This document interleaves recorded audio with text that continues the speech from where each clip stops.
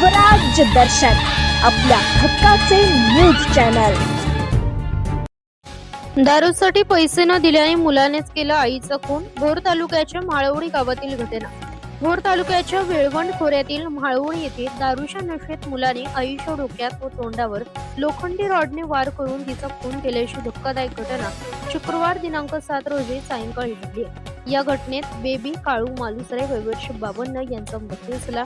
घटनेनंतर भोर पोलिसांनी आरोपी मुलगा समीर काळू मालुसरे वय वर्ष 31 याला ताब्यात घेतले।